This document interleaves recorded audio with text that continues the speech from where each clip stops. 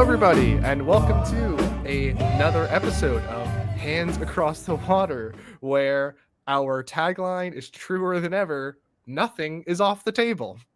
We are a Beatles and solo podcast where we are joined by my two illustrious co-hosts. First, co-host of the Two Legs podcast, a Paul McCartney specific show, Andy Nichols. Afternoon, Kyle and Tony. How you guys doing? Happy to be here for another proper episode. Hi, Andy. And now we're also joined by the history-making, world-famous, curing child poverty and hunger and all over, Beatley Tone. Hi, Carl. How you doing? Hi, Andy. You're a big deal, all right? So today we want to dive in to what I think is kind of being an overlooked part of all of this conversation about the Power to the People box set. Let's dive deep into Sometime in New York City. Is it really not that good of an album? Does it live up to its poor reputation? Is there more there? How do we feel about it? How do we feel about it in today's day and age? Does it, does it still speak the truth that they were trying to achieve back then to our 2025 ears? How is the music on it? We're going to explore all of these questions. A couple quick housekeeping notes. Leave us a comment if you want to engage in the conversation. We're going to be talking about a lot of interesting things here. This is going to be a nice chance, now that the dust has begun to settle a little bit about all of the talk about Power to the People. We're going to be able to kind of take in the fan input and see where everybody's minds are at there. Also, please subscribe if you like our perspectives, if you like our intergenerational approach to the Beatles. Then I hope you stick around for more. I can promise you that next week we are going to be reviewing Sentimental Journey or Scouse the Mouse or something not problematic at all, just as a much needed palate cleanser for everybody. But no, we do all sorts of things like making playlists and album reviews, little history videos. So hope you stick around. Breaking news, of course. So make sure to subscribe for that. Yeah. And that's the beauty of our show. And we're happy to have Kyle give his 2 cents on this project, because when the announcement broke last week, Beatley Tone dropped a video on his channel, which is exploding with comments and commentary. And of course we did our own, and Kyle wasn't available. So we kicked it around, and our response to that video on Hands Across the Water has been great. And we just wanted to have Kyle on to give us his perspective, on this Power to the People box, and then really contextualize Sometime in New York City properly. From his perspective, my perspective, and Tony's perspective as our podcast. That's the format it follows. So, Kyle, right. we're happy to have you on. And many people have been waiting for the Hot Take Hands take on this album and everything about it. So I'm happy to take the lead here and be able to catch up with some of my thoughts here, but I'm also happy that you guys get the chance to chime in a little bit, like we said, after the dust has settled, after you've seen some comments, because there's actually one comment from a subscriber that I want to highlight here. I hope he ends up watching this, because it was such a thoughtful and beautiful comment. So I would like to start with the positive. Okay, here's hopefully my biggest hot take. This is going to be the most important box set of all of John Lennon's and possibly all of the solo Beatles box sets. Why? Drop the mic. Wow. Okay. Why? Okay. I am a huge fan of box sets. Box sets are what help me wake up out of bed in the morning. I say this all the time. I'm so lucky to be living in the box set era of classic rock, right? Well, they do make the world go round, apparently. I think that the best kind of box set answers the question, what else was going on? Okay. So for example, I was talking about this with Andy, fast forward 30 seconds if you're not into Dylan, but I picked up this box set from the years 80 to 85, which is known as Dylan's Christian era. And that's the studio commercial albums. That's what he's doing. He's like, I'm born again. Let's get down with Jesus. And, that's what his period is known as. But in this box set, sometime in New York City, or not sometime, no, springtime in New York City. Thank you. he has like he's covering like Hank Williams songs. Like he sounds like he's like depressed in a basement. There's real country western stuff that's not this type like gospel stuff. And Mhm. I love this box set because it answers that question, what else is going on? And Sure. so I think that what this will do for Lennon is give him the respect as a live musician that he's really never had before.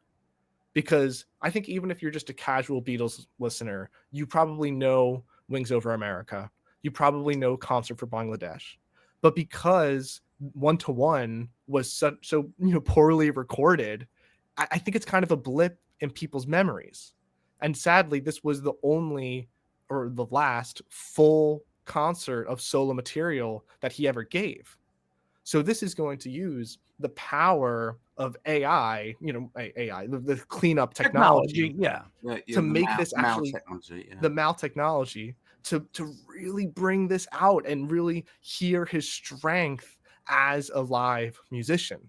So to hear the highlights, the complete shows, the Mm. stuff with Zappa, I think it's going to be the most important in the sense that it can actually change the public, the critical perception of John as an artist, And a live performer too. You know, specifically as a live be, performer. because Yeah. they are so few and far between Mm. where you can pull live performance. You've got that stuff in Toronto, which is not greatly recorded, but it came out again. But it's a different period, right? But the Beatles were still breaking up and everything. Yeah. Now, in his own right, as a solo artist, freshly entrenched in New York City politics, John, this was kind of a byproduct of John being very malleable, if I want to use a word like that. He could always be influenced by lots of different people. And I think this period, as Tony has said in his video, and we said on Hands Across the Water, this box set represents an era.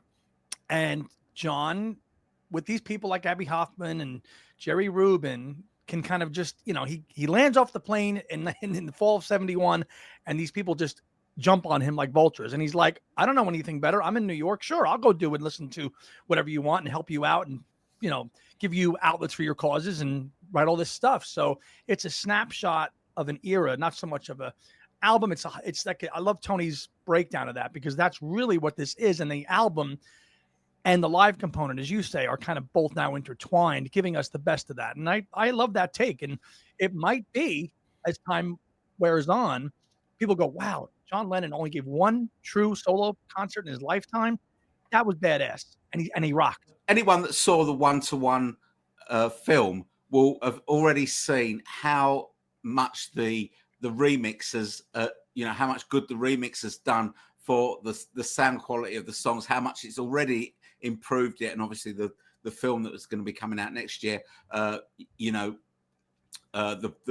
whole picture quality so much more improved than what we got in the 80s. And that's gonna really, I think it's going to bring up the level of what people will think about these concerts that weren't very well received at the time. We know even John didn't want them out. That's why they didn't come out during his lifetime. He wasn't happy with the performance, probably mostly of Elephant's Memory. There were mistakes and stuff like that. But I think you're right in many ways, Kyle, that this is really gonna. Well, he was pretty good live, but he really only did those two shows as a full concert. You can look at Live Piece in Toronto, but he only sings 6 songs on that at that concert anyway. But yeah, definitely this is going to raise the bar a little bit, I think, of people's perception of that. And I'm hoping that it will also raise the perception of the Sometime in New York City album as well. Yeah. And the quote that's in the press release from John, he's saying that this was the best gigs that he's played since the Cavern or Hamburg days. So it's interesting, Tony, you said they didn't like it. It didn't come out in his lifetime, but there's a quote attributed to him and then the press release saying that this was the best he's played live. So some context here, I think, in the 80s, this, of course, came out as Live in New York City. And I can remember getting that VHS tape and getting that vinyl. And Tony did, I think, a video on it. Live in New York City was the only thing we had to represent this. And for the time, it was like, okay, just like, the poster behind you, that's all we had. And yes, the sound quality wasn't the best, but it was all we had. So but then it kind of just quietly faded away. It did not get revisited at all. So now, I mean, but Kyle, did you have any exposure to that release or some of the film? Because this was already, the 1-2-1 was already rebranded as Live in New York City as its own project in the 80s. Did you have any kind of familiarity with that album or video before this project?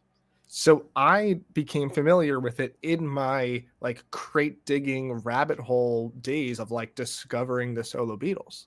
When I found this at a record store, I felt like I was finding this lost gem that none of my friends would know about. Like not even my dad, who grew up with this, really would remember or know about. I thought I found this special thing, and when I got the DVD, I popped in my DVD player, and I was like, oh, this is utter crap. Yeah. This this looks terrible. This sounds terrible. So, but again, speaking of, the beauty of technology and how it's able to kind of rescue this stuff from the muck, that I will never forget seeing John sing Mother in IMAX and the sweat dripping off of his nose. Yep. Such a powerful song, and the live performance just heightens it that much so. Yeah, his voice was just amazing. What they've done with that is just it's just incredible. It's just incredible. So I feel very confident about how good this box set is going to be. Yeah. So again, for another Dylan analogy, skip another 30 seconds. For example, the Blood on the Tracks like bootleg for that. It's like, how are you going to improve our understanding of Blood on the Tracks? Showing us his acoustic demos, it's like, yeah, we already knew Blood on the Tracks was sick. I think the best box set, it covers that distance between like, oh, this isn't that good, and then you hear it re-examined or whatever, and you're like, oh shit, that was actually amazing. And so I think that's hopefully what this box set does. I'm so excited about the box set itself. And let's face it, this has been an album that in John's lifetime, before he passed away, he even realized, maybe we weren't taking the right direction with that record, and he really distanced it. So this is the one outlier in his entire discography that you really, as I said in the analogy on our last episode, it's putting a dress on a pig. Like, how do you actually make something that has been looked at pretty much unfavorably and actually enhance its reputation through technology, through remixes, through other stuff, and rebranding it in a box? And that's what they've done here, because I think you had to take the concerts and the album and combine it into one package and go, here you go. Because maybe how does it stand alone? Well, my question kind of similar is like, we'll talk about I'm hoping to get my word in about the omitted song. So putting that aside, but do you think that making the 1-to-1 concert the jewel of this album, like the selling point of it, was smart, just independent of that song, just taking like the concert cleaned up versus the album as is? Or do you wish that this was the Sometime in New York City box set plus live material? The latter. Yeah, the latter. Yeah. I think though that the story of Kevin McDonald's film was that he is in this tapestry of New York City politics, hearing about something, writing about it, writing. And it felt like the crescendo of that movie was that everything was leading up to the 1-to-1 concert. Yeah. In fact, even you mentioned like, John Sinclair, like he gets kind of pulled into something like that with Jerry Rubin. He writes kind of a forgettable song, and then he moves on, and it's like not even that important to him, and he's questioning whether ever he should have even done it. I feel like the plot of 1-to-1 was so beautiful because he's like, you know what, forget all the noise of the politics of this and that. What John actually cared about, what I believed he cared about, was the suffering of people that don't deserve it. And he found that perfect subject of people to help in the Willowbrook school kids, of literally, mentally disabled kids getting horrible treatment. That is protecting the defenseless there. So that's why I like that is the centerpiece for that reason, because it felt a little bit more true to what he was after. Absolutely. He was coming from a place of caring, right? I mean, the music is subjective whether you like it or not, but his intent was to, you know, say, look, this is happening, this sucks, and we should do something about it. And if I can use my platform as a Beatle to bring some attention to this and bring some other kind of social justice causes to the forefront that can help other people, whether it's Abby Hoffman, whether it's Jerry Rubin or it's John Sinclair, I will do that. Kind of like a freedom fighter for like that one period of 1972. And he was motivated by it. And obviously what he wanted to do for the children of Willowbrook is the most honorable and admirable thing, because I mean, those children, my God, were living in such horrible, deplorable conditions that that was the reason why one-to-one happened. And you're right. In the film, it's all a lead up to the concert. And we can look at this period now and go, you know what? The concert is like the denouement. Like that's the end of it. Yes. That is the end of this whole kind of climax of this whole period, and then it gets filed.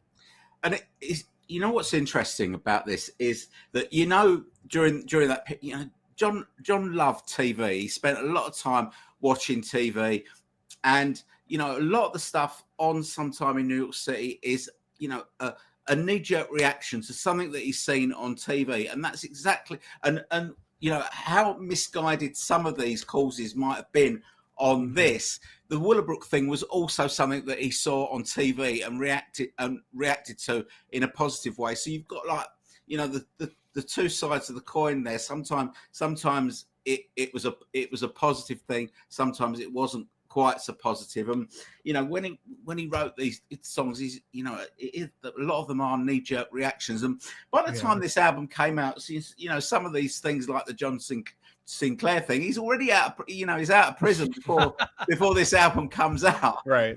He does the rally at, in Ann Arbor and is it Ann Arbor? Ann Arbor. Ann Arbor. I love the way you say that though. Anyway, just keep saying it that way. Much classier. He does that rally. 2 days later, John Sinclair's out of jail. Yeah. So he must be really happy, with that result. But yeah, so it just goes to show that, sometimes it's worked in his favor, sometimes it didn't. Right. But whenever he reacted to anything, it always came from a good place, and sometimes it was a little bit misguided, sometimes it wasn't. Knee jerk. I mean, We'll you could look at instant karma. The man he saw something, he was motivated, he wanted to respond to it and get it out. Like that was who the man was as a songwriter. I prefer my artists passionate and inspired, always. So another thing I mentioned at the top of the show is that everybody got their hot takes out, breaking news, and I'm happy that we were able to digest some of the comments from everybody, because I want to kind of react to some of the more common ones. A lot of people had very nuanced, thoughtful takes, but then a lot of other people just said the same thing over and over again, which is fine. That just means it's a common belief. I mean, I looked at about 200 comments on Tony's video and about 100 comments on Hands Across the Water. So I really made it an important point to try and see what people were saying. And I think that the first one is blaming Sean for, now this is the omission segment of the podcast. Sure. Okay. And that has just been debunked at this point. I don't know if you expected Sean to say, if that song's not in it, this isn't happening or what. But what we believe now is that Sean had the Sometime in New York City box set ready to be released. And then UMG tried to rebrand it into Power to the People, pair it with the film these years later. There was a tweet that Sean responded to where somebody is explaining this, and I imagine Sean has his hands tied a little bit with not wanting to kind of make a explicit press release saying his role in this, but he just responded to somebody kind of saying the same thing that I just said of it really being UMG's call, and he just responded, "Thank you," which to us is kind of affirming that. Also on our friends Talk More Talks show, somebody that was part of Elephant's Memory confirmed that it again was UMG's call. And I mean, I was kind of surprised that so many people thought it was Sean's thing. So was I. And I and yeah. some of the stick that he's got is well, it's just totally out of order when you think about the the amount of stuff, the way that he is managing the Lennon legacy Mhm. has been nothing short of brilliant Yeah. compared with For other sure. other box sets for other artists, including the Beatles. How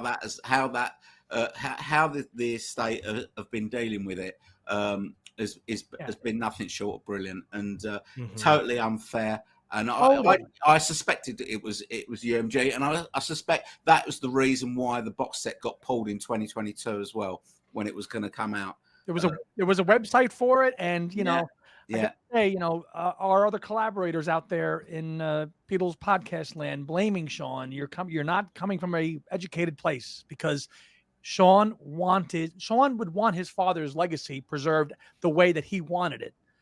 Doing right by his father, and Just like you do, yes, Mhm. exactly, And and we all do. and we I all think do. I also think that whose reputation is more, I don't know, liable to blame like this. Obviously UMG.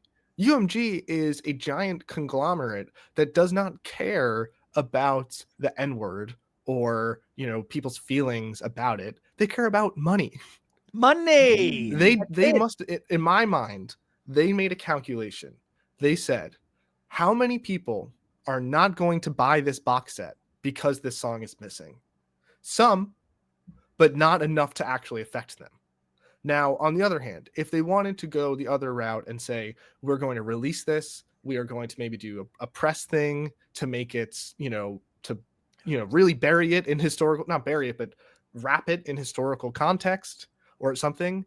Like, these are people with salaries that are using their time to work on these things. So that, again, is like a cost to them to decide to do that. And then, if there's backlash for this for whatever reason, that is, again, their salaried PR people spending their time and resources on that. So I think they just did the cost benefit analysis and said, omitting it is not going to hurt us as much as including it potentially would. Correct, because the people that are not in the know on John Lennon as a solo artist, or don't even know this album, this comes out, say they include the offending track.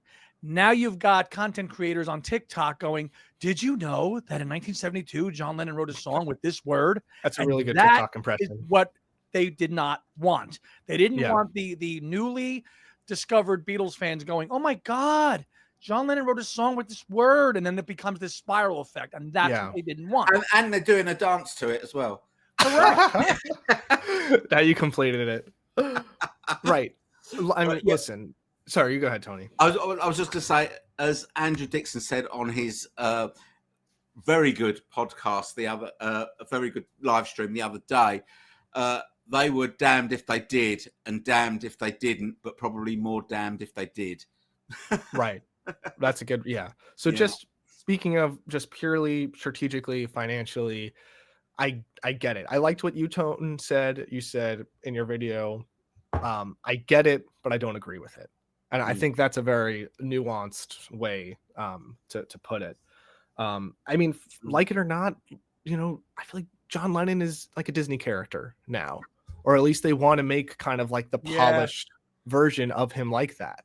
Which, by the way, sorry, I'm kind of jumping around now. I was afraid I would do this. I went, when we go through the Sometime in New York City album, by the way, they are not, sorry, I'm getting fired up. They are not cleaning up. They are not wokeifying this album. He says a lot of, like, again, unsavory words here. Like, he calls, people in Vietnam, again, this podcast will be hosted on YouTube, which is owned by Google. Therefore, I cannot say bad words. The G word that you're not supposed to call, like, Asian people. He says that. He compares the people in Northern Ireland to people in concentration camps, Right. which is, again, just like, okay, I get you're doing your little metaphor for art's sake. That's fine. But, like, bad metaphor. I'll say there's quite nothing like a concentration camp. So this is not like a clean Disneyfied album. It's just the fact of life yes, I know it was released recently in 2015 or whatever. I get it. I just think that they just don't want to touch the third rail. And I'm okay with it because I mean So I let can me ask still you, ask you flat out there, hot take and would you want the song on the album now? Yes or no? So my take is a little kind of like a step from Tony's take that you said, you know, I get it, but I don't agree with it. My take is I get it, but I wish it didn't have to be this way. Okay. So, in answer to your question bluntly, I would say keep it off because I'm just accepting of the reality of the world. I really wish that we lived in a world where you could understand this flawed song, which I hope I want to get to about why I think it's flawed. But this is a flawed song by my favorite flawed artist. Like many artists are flawed, that he's quick to pull the trigger. He's, said probably, worse things. And I guess obviously this had good intent. So I wish that we could use this as some sort of lesson of, this word or lesson of what the message actually is that he's going for, women's liberation. But if I was UMG, I'd probably do the same thing. Pity. It is. It really is. But, the package is coming out and we have to live with it. And this is what it is. And purists will not be happy. And you wonder as time marches on. I mean, we're talking about somebody that's been gone for 45 years. So I loved your analogy of trying to make John Lennon into a Disney character, because that's kind of what they're doing now by not including this song. Like, let's take that little sting out of it. But that's not who the man was. And that's historical revisionism. And Beatles and Lennon purists are pissed off. And rightly so. And the people are fired up about this. So they really are. They really are. Well, so I want to I want to take the offense here against some comments that I saw. So a couple things, because I am excited to talk about this album because I do like this song. I like the tune. I like the instruments. I like the message. However, the one comment that I'm seeing over and over again that is just really grinding my gears is, well, we hear rappers sing this all the time, right? So this is our hobby. This is our little Beatles and solo podcast that we don't really want. We have no interest in getting into politics here, but I'm not going to try and say anything that anybody doesn't know, but it's worth repeating why a white person should not be saying this word, even if they have good intentions. Because, this was obviously used as a word, as the most dehumanizing word you can call a black person during times of slavery and Jim Crow. Black people said, we're going to reclaim this word as a move of solidarity and strength and survival and unity. And so that's how it became okay for them to say, but not for somebody without those generational ties, connection to the trauma that led to the reclaiming in the first place. Like, John Lennon never enslaved anybody. Obviously, neither did I. Neither did my ancestors. My ancestors came to Ellis Island in 1912. I had nothing to do with this. But I accept that this is just kind of the history of the word.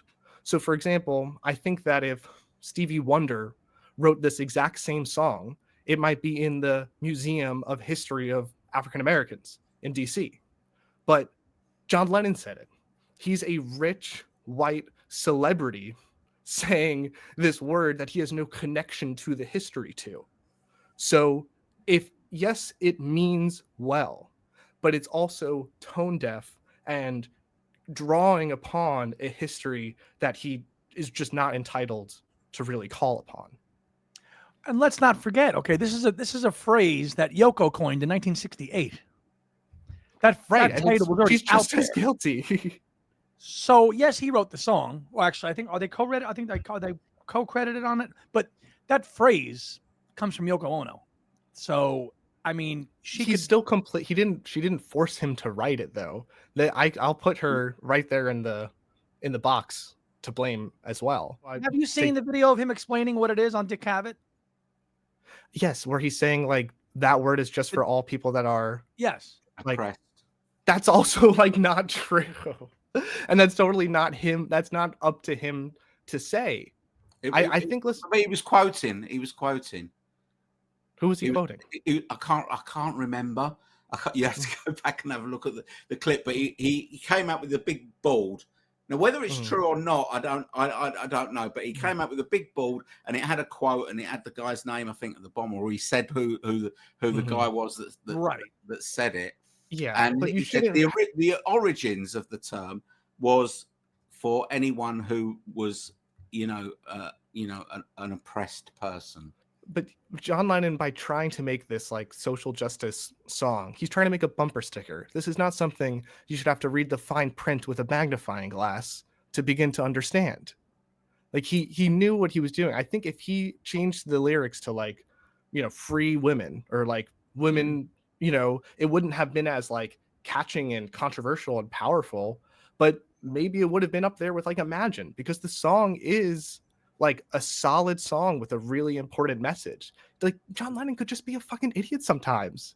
And this is like this is a big example of it, but it just happened to be him stepping on this landmine. Yeah. So we know that he misstepped lots of times during his career, but he did those things. And I don't know. I'm really conflicted about it because this box is it's about an era. It's about an era because it's not an album centric box set. It's about an era. To get the full picture of that era, whether it's right or wrong, we need to have everything included. We can't just take the bits that are okay and discard the things that are not. As if they didn't happen. If you're telling a story, you've got to tell a story. And there are like you've already said, Kyle. There are other things, in this lyrically, on this album that lyrically that are not okay. I mean, are Catholics getting offended about the Pope smokes dope every day? That's been left in, right? Plenty of things. I mean, listen, there's plenty of things. We know that he was fundamentally flawed in a lot of ways at certain in certain times of his career. But we could, well, I agree with you. People? I'm with you. I said I understand if I was UMG. Looking at the bottom line, I might keep it out. If I, had infinite money and didn't care, like I would include this and I would make it a historical thing. I'm with you. I just don't want to like completely say like people just misunderstand this song, man. He was trying to do a good thing. It's like he was deft. There's So the song hasn't gone away, right? So it's still available on all the previous versions and streaming of this album. Streaming. What I'm annoyed about, and when I'm starting to get to understand it more now. What I'm annoyed about is that we're not getting a remix of this song because it is a great song. Me too. That's what I'm annoyed about. So if that's the sacrifice that we have to make to get all this other stuff that we're getting, then fair enough. It's one song that still exists. We can go and listen to it. We just can't listen to it in improved sound quality. Unless it gets snuck on, which I think is going to happen. I think that is the worst of all possible scenarios. Listen, UMG, man up and include it and go for it, or don't include it. Like just slipping it in is just so that I don't think they'll do that. I don't think they'll do that. Yeah. No, I don't think they will. So listen, I'm sorry to suck the air out of the room. I mean, if you want my perspective as, you know, a younger person, if that's what is informing my perspective, I don't think that is entirely it. Like that's, I guess, the strength of this podcast. I just think all the Beatles, like whether, you know, if they're stepping into kind of like political territory, which 99 times out of 100 they don't, like we need to hold them accountable. And I agree. Don't let anybody say that I think that the correct answer to this is just deleting it from history. But it's, you know, don't go around making him a saint. Like this is a flawed song from a flawed man. Nobody is. Nobody, Yeah. making him a saint. I don't think. I don't think No. anyone's making him a saint. But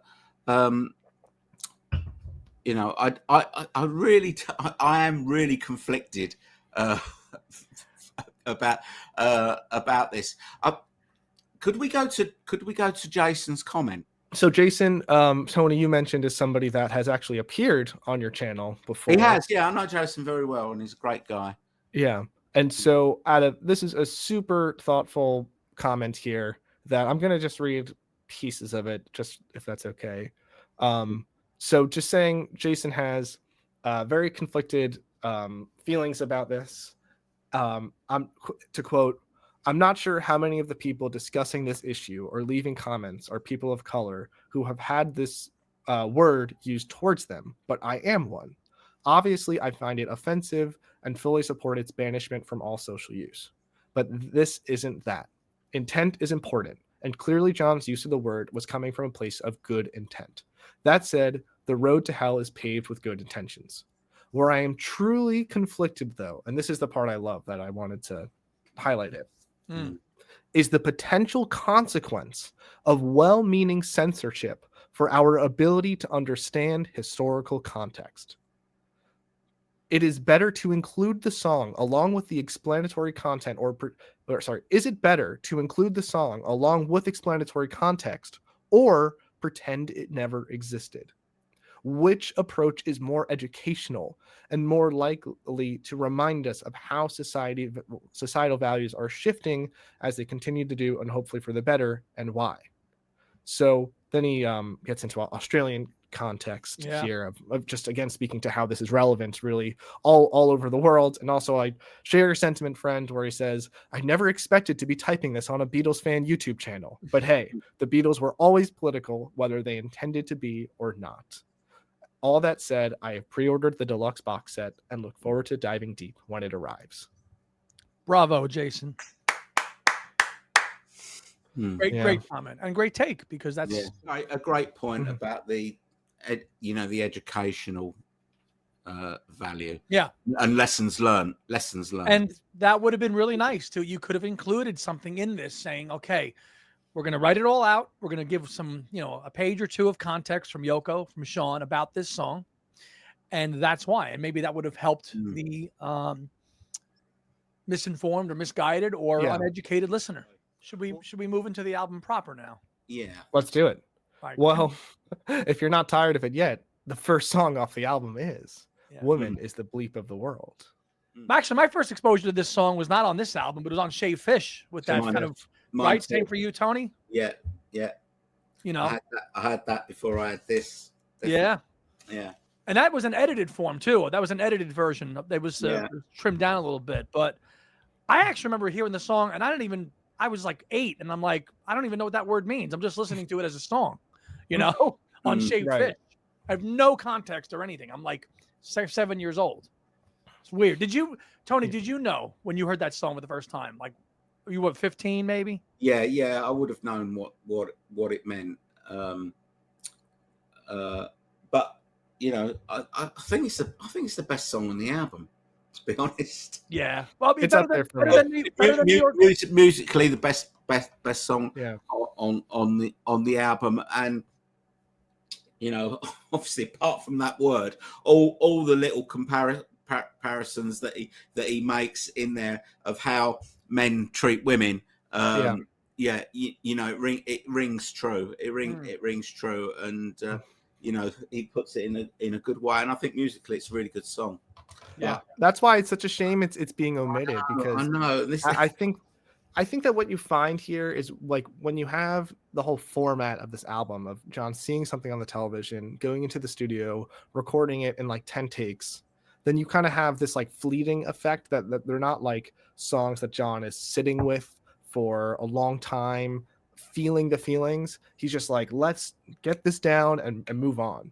And so I think that the whole album itself kind of suffers from a little bit of a lack of inspiration, but that is not the case for this song. He is belting the chorus. The saxophone just intensifies the drama. The Phil Spector production and the crunchy guitars are just all fit so perfectly for it.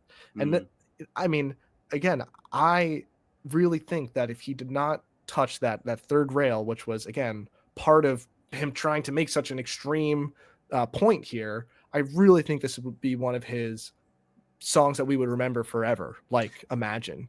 That's why it was on Shaved Fish, because it's it's a compilation album. It's a good song. I'm not mad about the production. I know the production is credited to John and Yoko and Phil Spector, but this album for me has got Phil Spector written all over it. All over it.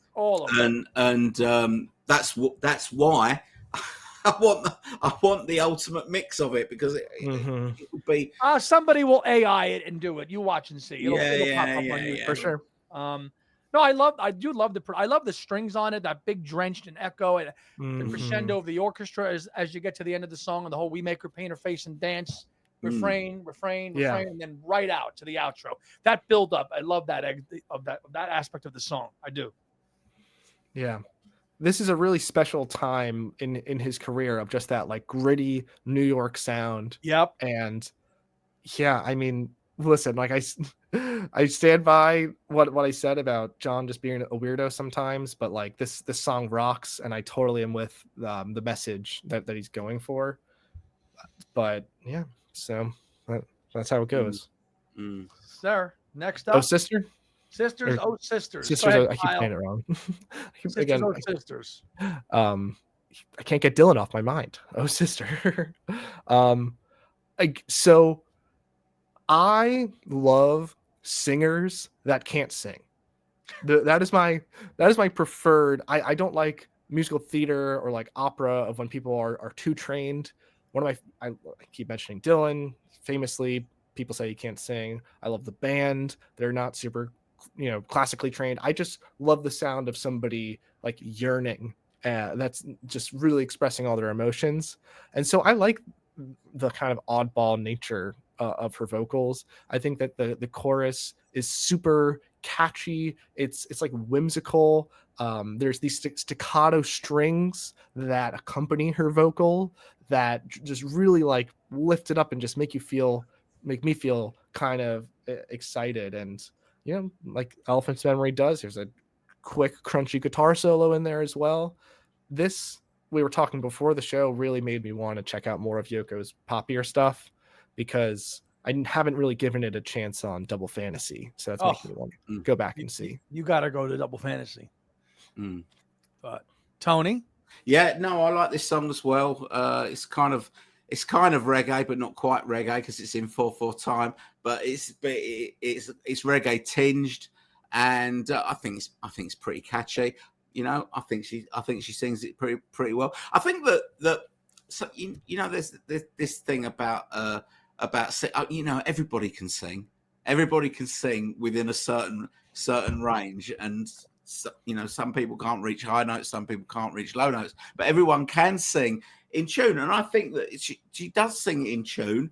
But even when people, I can sing in tune, but that doesn't mean that I'm a good singer. Do you know what I mean? It's like sometimes you can be perfectly in tune, but it's still not it's not a great sound. Do you know what I mean? There are a lot. I think there's a lot of singers like that, but I think she sings this well, and I like this song quite a lot. Not Andy? me. No, not Skip? not a no. Live, the live version's a little bit more tolerable for me because the band's playing and you see John. I'm not a fan of this song. Not. Well, to take it a step back for the historical context here, I never fully appreciated how this was the first true John and Yoko pop album, because obviously they did the wedding album, etc. But Right. you have Plastic Ono Band, and you have Imagine, but I always think of the John and Yoko collab stuff really at the end. Yeah, no, That this is the start of that stuff. Sure. this is truly the start. Yeah. So Yeah. Even like, Yoko's Plastic Ono Band, very far out avant-garde type stuff, but this is poppy. This is the first time they collabed on poppy stuff, and right, to varying degrees of success. I think they reached the climax of that on Milk and Honey and Double Fantasy for sure, which I'm very curious when you get to that, what you would think of those songs compared to these, because I think that Yoko's material is way better on those albums than this. Interesting. Way better.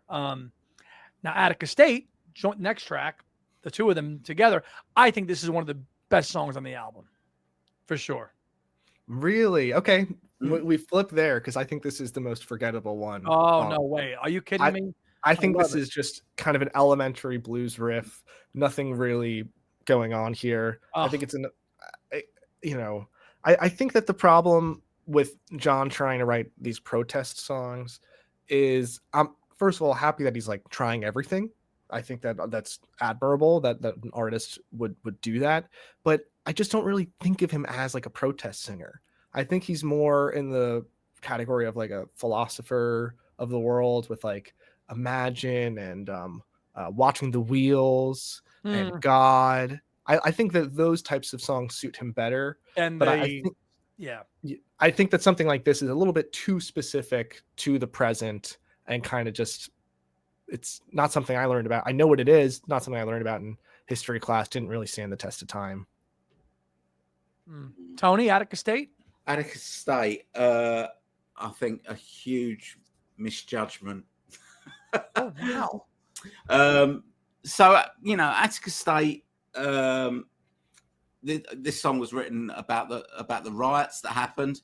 I think 43 people died in the riots, mostly prisoners, but also prison guards. Now, with the lyrics on this, free the prisoners, free the prisoners, free the judges, free all the prisoners everywhere. We're talking about murderers and rapists and people. I know. Now, come on. Tony, you're not mates with Attica State? I'm not mates with Attica State because I just think this is John's naivety at its absolute peak. And I agree with all that. I'm just talking structurally as a song. Musically, it's okay. That's where I'm coming from. This whole album is probably the most rock album that he does during his solo career, right? This album, absolutely, yeah, because he doesn't rock a lot in his solo. And this song does rock, but the lyrics, you can't free all the prisoners. No, everywhere. No, especially not that. And he's also talking about the conditions that prisoners were living in as well. And ironically, that's where that bastard ended up. Yes. Yeah. So let's hope they didn't improve the conditions too much. So fucking ironic that's where he ended up. Yeah. Wait, I'm sorry. Who are you talking about? Scumbag. I'm not saying his name. We don't say his name. The assassin. The assassin. Oh, that guy. Right, yeah. Spent the first 21 years of his sentence in Attica State. Okay, got it. And he can fucking rot. Yeah. Truth. So, yeah, I think it's kind of it's funny that you're like, yeah, I like the music but not the words, and Andy's like, I like the words but not the music, and I'm just like, no, all the way around. All the way around. Wait, you like that? Dude, I thought you wanted to free the prisoners. Come on. No, I'm kidding. You like the music but not the words. Not so much. I just love the jammy aspect of it, and I like that. I like John doing that. What a waste of human power. I like all that stuff. Yeah. As a song, and Tony makes a good point. I actually didn't think about it until he said it. This is the most hard rocking John got in his solo career. So this is a good track on that. Next up, we got what? Born in a Prison. Born in a Prison. Now, this is a good song. I really, really like this song. I think it comes across better live than on record. I mean, the chorus, wood becomes a flute when it's loved, reach for yourself and your battered mates. Lyrically, I think that's actually really intelligent. I like that a lot. I do. Mm. And anytime where John and Yoko are duetting and singing together, like Yes. I like that. I really do. That's what stood out to me too. I always think of, again, with those Milk and Honey and Double Fantasy, I think of them alternating. Yes. And this was the first time I really ever heard them duet. Right. And I really hope that when they get the ultimate mix of this song, that John's vocals can come to the forefront a little bit more to really have it be like an equal duet. And that was you're so right, Kyle, because when I first heard this on the Live in New York City thing and I saw John singing with him, I'm like, ooh, John's actually duetting with Yoko in a song. Can we hear more John, please? Like this could be a really good John song. Not that it's a co-write, but yeah, duetting is, something that they don't do that often. And this is a good example of that, Yeah. Tone? Yeah, I think that this is one of the, as you said, this one and Attica State, I think are two of the tracks that are really going to benefit from the remix of it. But I think this one it's switching from point to point. But again, this one lyrically, this is not good work. I don't think. We're born in a prison, raised in a prison, sent to a prison called school. School can be unpleasant for people, but it's not a prison. You can still go home at 3 o'clock or 4 o'clock or whenever it is. You can go. You can't do that in prison. Uh-huh. But the bit I'll tell you the bit that really gets me. So I love this bit, but not right. We live with no. I think that there's so much conflict in this song because it's mostly really, really depressing. We're born in a prison, we live in a prison, blah, blah, blah. And then it goes to this kind of flowery bit that you just talked about, Andy, wood becomes a flute when it's all this flowery stuff. And then it goes, something about a shattered mirror and all that. Look at your shattered face, and all this sort of thing. But the bit that I love or don't love is we live with no reasons, kicked around for no reasons, thrown out without reasons like tools. What, like hammers and screwdrivers and stuff like that? Is that the best thing that can be thrown out? Right. And this is a Yoko solo company. This is not a co-write. This is just Yoko. And interestingly, on this album, there are only 2 John compositions on this. So Lennon compositions, which is John Sinclair, New York City. All the rest are either Yoko songs or Lennon Ono songs. So interesting. I love your analysis of the song, like especially kind of like the wistful feeling of it, how it's in conflict with the really depressing lyrics. I kind of imagine it like your mother like holding you but at the same time saying Santa's not real. Yeah. Like oh my goodness. So I'm really into this like wistful Yoko. I think that I and perhaps other people share this, misconception that she's only does the shrieking goat, yodel thing. No, that I can't stand. But this I like. I was into it. Now she did do some pop material before this, but it was usually on B-sides of singles. Like Remember Love on the B-side of Listen, the Snow Was Falling. Yeah, and the can you hear can you see the wind on Instagram? So she has done this pop stuff before, and but probably the stuff on here is better than anything that she's done before. And Born in a Prison, I do like it musically. I'm not keen on it lyrically, but musically. You can say that for a lot of this album. Yeah, that is my general feeling, and I think that the remix is going to really improve it musically. It can't do anything about the lyrics, but musically it's going to really improve it. I think. So we're now on the last track on side 1, the new opening track on the new one, New York City. What do you think, Andy?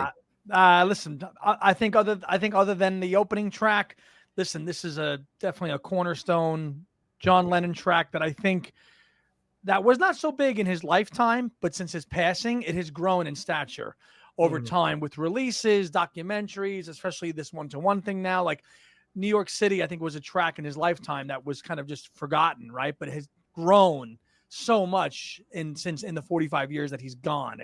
you can frame so much of his own solo career around it. Moving to New York City, the songwriting of it, it's become its own iconic song outside of this record that you see on socials and posting, people doing tagging it and stuff. I think if I was to include it on a playlist, I definitely would put it in a Lennon best of compilation, which we know Kyle can't stand, but he likes playlists. I would put this on there for sure. I bought all the best at the fest. You did. Well, you had to, you old bugger, because you didn't have the UK one. Yeah. But I love this song too. I mean, this is a love letter to a city that I love as well. Hearing all of the old music venues, he's talking about the Village, and my favorite part was when they're like I'm paraphrasing, but they're like, they're trying to kick me out, but the Statue of Liberty said, come. Yeah. Because as you know, I also used to give tours of the Statue of Liberty, so I could go on about, this could be a much longer podcast if I start, talking about that. But I love the sentiment of that, and just that's what called John to come here, just the freedom and the lawlessness of the streets. I'd almost call this like Ballad of John and Yoko 2.0. I like that. It has that jaunty feeling. Yeah, it's a little diary, isn't it, of what he did. Yeah, It's very much Ballad of John and Yoko 2.0. And there's a piano solo in there that I really thought it was going to be Nicky Hopkins. It reminded me of that in like the lightest light of the world. Just kind of like a really like light. I mean, obviously those are incredibly different songs, but there's just an incredible piano solo in there. I mean, like we said before, the musicianship throughout this album is really, really strong. And I think that this album, I mean, this song just has so much energy and excitement that is kind of might be lacking in some of the other ones. Tone, what do you reckon about New York City? Is it a highlight? Love it. Yeah, I can't really fault it in any way, really. It's a great rock. I love the storytelling that goes on in the lyrics. It's just great. And I loved it when I went to New York for the first time. It's like, oh wow, I'm on the Staten Island ferry. Yep. Not making movies for the telly, but I'm on the ferry. Love that he uses the word telly to rhyme with ferry and things like that. And I didn't cycle through the Village, but I did go to the Village, and so I love this song. It's great. Let's move on to side 2. Flip it over now. Hot Take Hands, Sunday Bloody Sunday. Worst song on the album. Worst song on the album. Or you got to be kidding me. This song sucks. Oh, get off it. This song, you like We're All Water better than Sunday Bloody Sunday. Yes. Get the fuck out of here. Yoko's vocals are excruciating in the chorus of this song. Agreed. All but ruins it. They are out of her range. Unfortunately, they're out. This song was recorded in one session, and I think you can really tell it feels the most thrown together. I mean, really, all of these were recorded in one session, but this one was actually just like done and dusted in a day.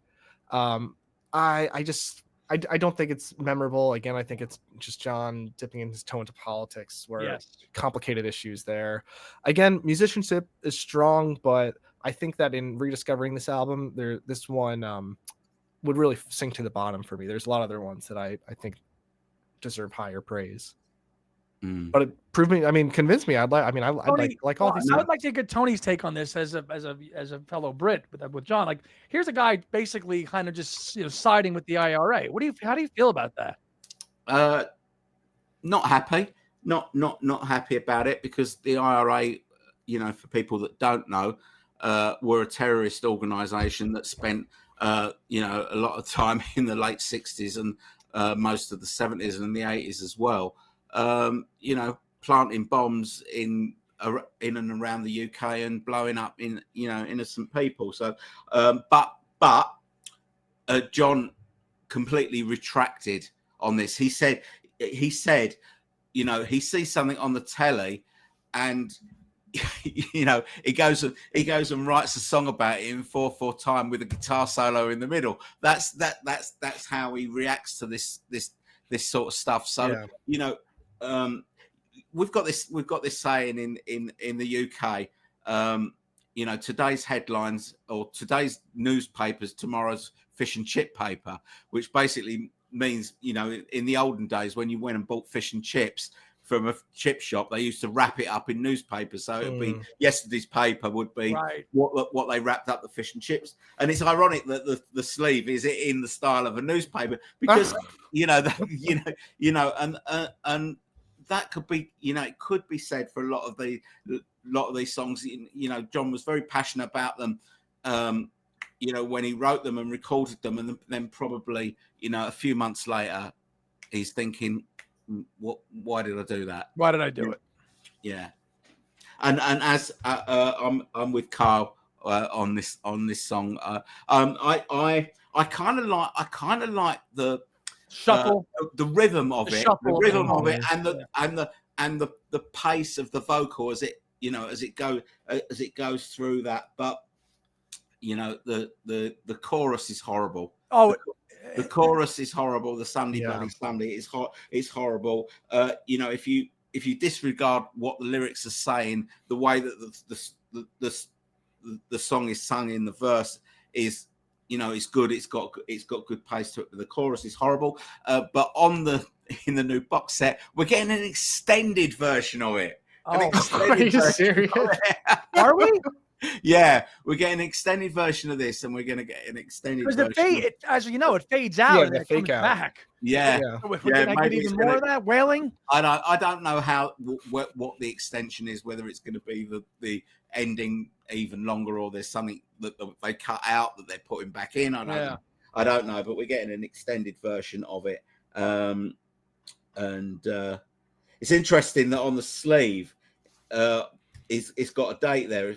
Under Sunday Bloody Sunday, it says Lennon February 72. Well, this you know, this event that happened where 13 civilians were shot down by the British Army at a protest march, and noticed that the drums at the beginning of it sound like a marching band.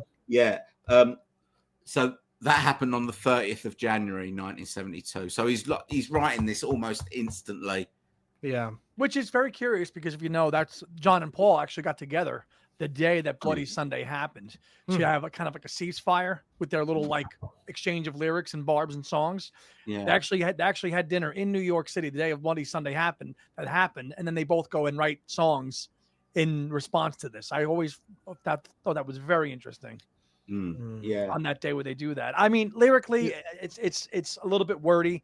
The chorus sucks, but I do love the vocal delivery. John's definitely emphatic on it. You know, I do like that. I do like that. You know, well, it's always Bloody Sunday in the concentration camps. Like his delivery and his timing of it is, you know, impeccable. I think, but that's about the best that I can get around that song. Before we move on to more politics with The Luck of the Irish, one of my favorites. This song is so beautiful. Like a beautiful acoustic ballad, like a lilting waltz with lush vocals from John. I mean, my favorite Lennon is like, you know, Beautiful Boy, Grow Old With Me. And I wouldn't put this song quite in that same, you know, high of a bar, but I think it kind of has it's in the same world, same category as that. And it reminds me of like an early Dylan protest song. Again, not to elevate it quite to that. And it's funny that he literally cites Dylan's "With God on Our Side" in the song, which is what it reminds me of the most. I think that just as a protest song, I think that this is so much more powerful in that it's not about a specific event. It's clearly still in this cultural context of when he's writing it. But I think that those words, like, you got, if you're lucky enough to be Irish, you'll wish you were British, you know, like that, or dead, like that luck that is, you know, famously Irish people have is not luck, is it? You know, so I think but Tony, I feel like you're biting your tongue, man. What do you think? I don't think he likes it. The Luck of the Irish is a kind of expression that we have here,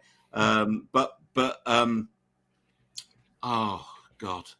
I love it. You all you need to know. Okay, so this song, what beautiful melody. Uh-huh. Both John and Yoko's parts, fantastic melody to this song, but it's got the most barbed lyric that just doesn't fit this gorgeous melody. You know, again, we're talking about you know, the IRA again, and you know, blame But it it's all not so on the nose this time. I feel it's like not so on the nose, but you know, blame it all on the kids in the IRA as the bastards commit genocide. Okay, that's on the nose. I take it It's back. not. It's not a genocide for a start, Right. right? Well, that's again. That's what I was saying before about John kind of like But misusing metaphors this entire album, yeah, or overreaching with metaphors. you've got you've you've got these vitriolic lyrics. You know, I doubt that there is an Irishman alive that wished he was English. They're very proud people, and and they don't like us very much. But you know, that's a huge generalization. But they would not want to be English. They're very proud of their Irish heritage. So you've got this this vitriolic barb of a lyric going through this beautiful melody. And then we get to Yoko's bit, right? And this is born in a prison again. You know, you've got, if we could make chains with the morning dew, the world would be like Galway Bay. Let's walk over rainbows like leprechauns. And the world would be one great big Blarney stone. No.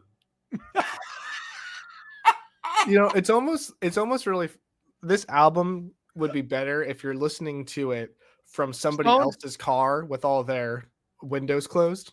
Yeah. And you like can't hear the lyrics. You can just hear like, oh, that sounds like a nice song. Yeah, it just doesn't fit. You've got this, you know, this vitriolic verse, verses and chorus, and then you've got this again, this flowery bit in the middle, which is, you know, which is very Yoko and it's very poetic, but to me it just doesn't really fit the point of the song. I don't know. You take this melody, right? Take the lyrics out of it. Can you imagine this song with different lyrics and put it on Imagine? Oh my God. Yeah, it's a beautiful, Totally. it's a beautiful melody, but not great lyrics. No. I tell you what, though, funny story. I played this song so much as a kid. My 8-year-old brother memorized the lyrics, so he would be reciting it in the house. And he's 8 years old going, God damn. And my parents said, what the hell are you singing? What are you listening to? Lucky you didn't play him Working Class Hero then. In fact, I have it on a cassette still, and I played it for him a couple of years ago, and I've had it for 30 years, and he said, I said, do you remember when I used to play the Luck of the Irish as a kid? So much to it. You memorized it as an 8-year-old. He goes, yeah, it was so funny. What a great memory. What, you played him the song, or did you record him singing it? I recorded him singing it because he sang it into one of those little Fisher-Price tape mics. Yeah. And he sang the whole song with my sister, who was about 4, and they both sang it together as a duet. That's how much I played the song to them, that they memorized it, and I've still got it. We just found our new theme song. There you go. Oh boy. Yeah, that's funny. Yeah, I mean, well, again, that really speaks to just how beautiful of a melody and composition this is. But with John and what he's going through, it's always just wrapped in this political stuff. And again, like I said earlier, I'm happy that he tried. I'm never going to fault him for swinging. But think of what kind of a historic album we would have in 1972 if he just kept the music separate. Exactly. That brings us to our next track, John Sinclair. This one is a really special one to me, that I was really into the band Blind Melon in like high school, and I didn't even know this was a John Lennon song. Like without thinking about it, like when I heard it in like the documentary, I was like, oh, that's a Blind Melon song, like totally not realizing that this is like decades before they would have recorded that. So that's why I kind of always had a soft spot for the song in my heart. I think the metal body guitar is awesome. I think it again suffers the same thing as like Attica state of just being a little too hyper specific to the moment without really reaching that timeless aspect. It's kind of just a quick ditty that's not super memorable to me, but a nice moment on the album. For sure. Even the repetitive got to set him free. That doesn't wear you out. Oh, yeah. It's silly. Annoying. 15 gotters is a lot. Oh, lordy, that's a bit much. I think, but I do really like this song. I think that I love the sort of slide guitar and all that that sort of stuff. And but like I said earlier, by the time the album came out, John Sinclair was already out of prison. But no small part that John may have played in that, in making that happen. The whole thing being, given 10 years imprisonment for owning 2 joints is just utterly ridiculous. It's utterly ridiculous. Yeah, So, and there's the 2025 context, right? Like marijuana is largely legal now, right? I know you look at this 50 some odd years ago and you're like, God, can you imagine that's how the world was? And then you compare that lyrically with some of the themes on this album, you can see as a society we've evolved, right? So like things like pot and 10 years for joints, like this is the stuff that has changed. When you look at this album, it's like when you're digging, it's like going into, it's like a time capsule, right? Capsule. It's I was a saying time capsule. Yeah. I guess there's 2 types of albums. They can either be timeless or a time capsule. And not to say that they're mutually exclusive. And I think that they both have their merits. I think that something like Imagine might be more timeless, right? Yes. But this is a time capsule, and they just kind of require different ears, or different listening mentalities. There's a questionable, offensive lyric in this song too. Soldier Man, the shooting and all that. Yeah, I mentioned that earlier, right? Yeah, I mean, so it's not an album. Everybody likes to talk about the opening track, but there's some slurs in this song too. And this is going to come out. Awful stuff. This is going to come out, right? And I mean, that's okay though. I mean, it's going to be interesting. Well, there's totally a double standard. It's just like we were saying before. It's just something about that one word that. Yeah. And listen, we don't want the way that they correct the double standard is scrubbing all of this off of the album. So let's just be happy that they stopped there. Exactly. Yeah. Lyrically, I guess the gotta are get a little bit repetitive, but it's a good song. I like the last verse the best. Was he jailed for what he done or representing everyone? It's again that John delivery of like phrasing, and his lyrics going back to like Bow to John and Yoko. It's just his writing style, instant. Actually, the first time I actually heard it was not on Sometime in New York City. It was actually included on the Lennon box set from 1990. And as a kid, early, like getting CDs to get that, like, you didn't have all the money to get that stuff. You're like, what's this John Sinclair song? And you're like, oh, that's another political song on some album called Sometime in New York City. I had no idea who the hell the guy was, but I'm like, that gotta stuck out. I wonder when this comes out, does John Sinclair resonate with the influencers out there when they hear that song? That one's also getting an extended version on the Ultimate Mix as well. Interesting. Yeah. They're extending the gotters to 27 times from 15. I don't know how what they're adding in, but it's getting according to the. Tony, you're a musician. Is that a dobro? He's playing a dobro kind of guitar on this song. I think so. Yeah, I'm not a guitarist, so I don't really know the ins and outs. But to me, I think it's called a resonator. Oh, is it the metal body? The steel, okay, yeah. Yeah, it's like a 1930s style situation. So next, Angela.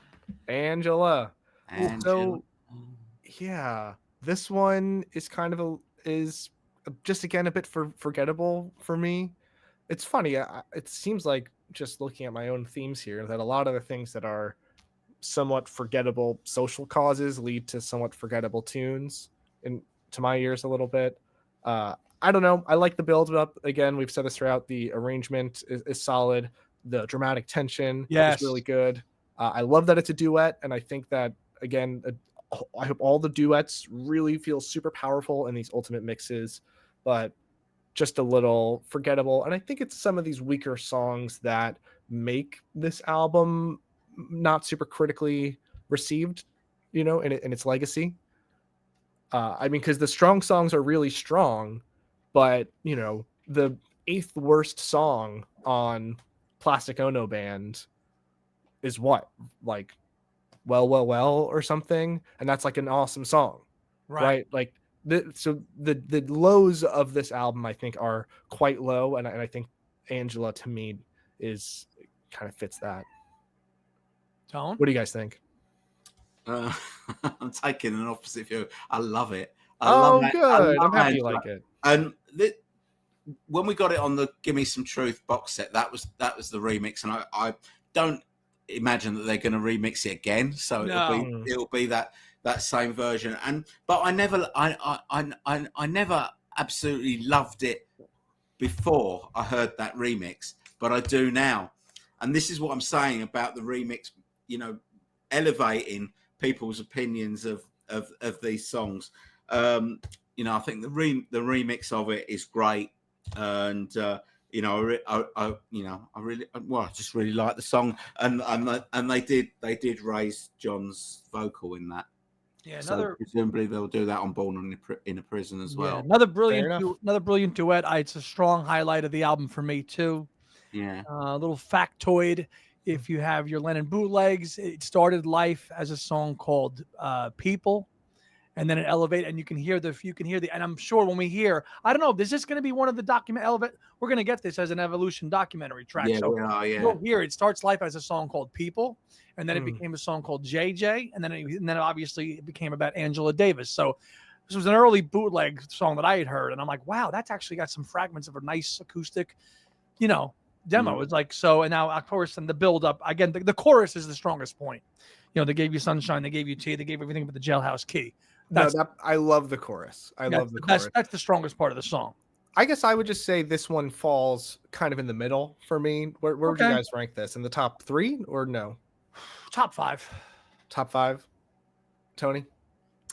Yeah, it's top 5 for me. I think this is the best song that Yoko sings on the album. Agreed. Oh, interesting. Okay, Yeah. I disagree there. Yeah. Well, that brings us to our next song. If you're ready to move on, go ahead. I love this song. I gotta just get the thing out first. Go. The yodeling, the strangling goat yodeling. I don't enjoy. I just would like to skip that. I would like to remove that from the edit if possible. While we're changing history, we might as well do that for my sake. But I'm good. Okay, you want me to say something that will shock you? Go on, go for it. Bring it on. This reminds me of the song God. What? I wouldn't say it's quite on par, but in the same way that John sets the theme and then he goes, I don't believe in. Yoko just says, sets the theme. We're all, water from different rivers. And then she says, this person's not so dissimilar from this person. Like, I see where you're going. Like the repeated metaphor there. Yeah. And I think that's a cool format. I think, again, it's a cool format for something where they're trying to not so much philosophy, not structurally, musically. You're talking about like as a lyric. Well, yeah, the lyrics of it, but I think the music follows it again, just with the repetition of it. And I think that I'm not saying it's as powerful as God. That's a top 3 Lennon song for me, but I think that that's a powerful format of song. Gosh, can we just make a separate Dylan podcast? I keep bringing him up. Percy's song is another one like that. That's because you're in a Dylan rabbit hole right now. I'm in a Dylan rabbit hole where he repeats like turn again, and it's not quite the same, but I think just repetition in songwriting, it's difficult to achieve well, but I think it's done quite well here. So the screaming is unbearable, but I really like this song. And I think, again, if you're going to try and make a statement about equality, I think that doing it here is done really well. Tony? So when did I play this? Yesterday. I played the album yesterday. Mrs. Beatley Tone said, "What's all that shouting?" she was upstairs, and I had it on really loud. But yeah, no, I'm a little bit. I quite like this song. I quite like this song, and it's I do like the lyrics. It's just a bit of a freak out, and I think it's a little bit long. Some of the comparisons are a little bit strange. Yeah. Like there may not be much difference between Rockefeller, if we hear you sing. I'm not sure how she knows that. Yeah. She's never heard Rockefeller or me sing, but Right. if she thinks that, no, I'm okay with that. I'm okay with that. I do like this kind of this idea we're all water from different rivers and all that sort of thing. Yeah, that's a nice sentiment. Yeah, and it's I don't know. It rocks, and it's it's just a bit of a freak out.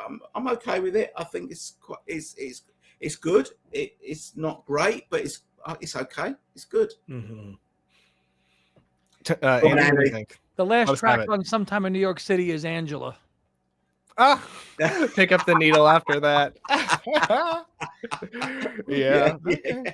I cannot bear to listen to more than 35 seconds of this song. If I happen to leave it on and I've gone out of the room and I hear the beginning of it, whoop, off. I cannot listen. You're like jumping over, you're hurtling over your couch to run to the record player. I cannot listen to 20 seconds of this song or I'll jump out the window. I can't do it. Well, the theme is great. We're all water. I love the lyric and the intent, but I cannot listen to this. What is this, 7.5 minutes? And they edited it down. It's not 7 minutes. Is it 7.5 minutes? It's overly long. God almighty. Overly long. I think you could whittle it down to about 4 minutes. Which they did on the 2005 reissue, remix. Yeah. Well, and it still was 5 minutes too long. God damn. I may disagree with you, but the truth is we're all water from different rivers. So yeah, we certainly are. It's really a song like We're All Water that, has its shortcomings for sure. It's not for everybody, but it's a song like this that I really don't want this album to get buried in history, right? Like, again, we've, beaten this horse to death, but I really wish that album, that song could come out. And I don't want to just make like the rhetorical argument of like, well, it could be worse, but I guess we live in a world where it really could be worse. And just that one use of that one word could wipe this whole album all off the face of the earth, right? Uh-huh. So the fact that it is still getting the box set treatment, even if it's not like the jewel of the box set, and we do get to reappreciate and repraise these songs like We're All Water or the duets that are going to sound amazing as ultimate mixes. Yes. I think that this album is long due for a critical reassessment, and I hope songs like that get their night in the sun or their day in the sun. Yeah, I mean, I do think this is his weakest studio album, but it's definitely got its moments, and there is so little John Lennon material as far as studio albums goes that we just can't afford to lose one, and we can't afford to lose one of those songs either. But it is what it is, and this is why it's important that this is getting a remix, even if it's not his best album. It needs to be reassessed and remembered and given the same treatment as the other albums, so we can hear it in its best sound quality. And I'm looking forward to it. I'm glad that it's been included. I think Sean has done the best job possible he can to figure out this period in his parents' lives, mainly his dad, and how he can present this in the best way, despite all the loopholes and legal nonsense, to give the fans what they want in the best way, right? It's the John and Yoko's most kind of period of life where they're just kind of like, oh, okay, it's politics, the album sucks, and like, forget it. Like you just said at the start of the show, like, oh, that's an album like Wildlife, people just shit on it and that's it. How do you then frame this and present it to 2025 the best way possible? Can the use of the one-to-one help bump this album up? Yes. Even though it's the way Tony and I disagreed, we'd actually like to have the album with the concert as a bonus instead of the other way around. Yeah. But I take the other view. we'll take, which is fine. And I accept that for what it is. If that's going to give us this period in the best way possible. And even with the offending song out, there's a lot of material on here that's going to be reappraised by a lot of people for the first time. Angela, Sunday Bloody Sunday, even though we all don't like it, and Luck of the Irish. And I'm really looking forward to hearing this stuff now with fresh ears, as Tony mentioned, with the Ultimate Remixes, and to see what Gen Zers say about a lot of this material that has been kind of lost, been forgotten. So, I mean, it's not one of my favorites of John's album, because of 7 main albums in his lifetime. But as Tony mentioned, he's got so few that they all deserve this treatment. And how was Sean and the team going to get this shoehorned into a package in 2025? And it looks like they've done the best way that they can possible by giving us the concert, by giving us all the little added stuff in there. And I think it's going to be a wonderful package that will be, again, there's so few. They're going to all sit very nicely if you're a Lennon collector. When you look, when the whole campaign is done, this will stand this test of time. And I think, sometime in New York City will be remembered the best way that it can, sandwiched into this album. I'm looking forward to seeing what the book says about the album, and like what are we actually going to learn about the album in the book, right? Because the album's not going to be ignored. I'm sure it's going to be talked about in the book. What else can be said about it? And I'm looking forward, because that will be the legacy of the album. Okay. All right. Well, if you want to keep up with what Beatly Tone is doing to, just all of the fun stuff, not going to exaggerate for comedy this time. Love your channel, Tony. Always keep an eye on it. Thanks, great conversations happening there. So make sure to check out Beatly Tone's YouTube channel for more there. Andy, always something coming down the pike in Two Legs World. So if you want some Maca badness, some live streams on a Sunday, check out Two Legs, Andy Nichols, Tom Hunyadi. And for me, I am going to go back into witness protection program in case people don't like my takes on this song. So if you're looking for me, don't. All right. Hey, we're almost at 10,000 on Instagram. Yes. So make sure to check us out over there and leave a comment, subscribe, holler, let us know, disagree, agree. Jason, I hope you're watching. Hope we did you justice with your comments and everything. And thanks everybody for tuning in. And ta-ta for now. We're all water. We are all water, baby.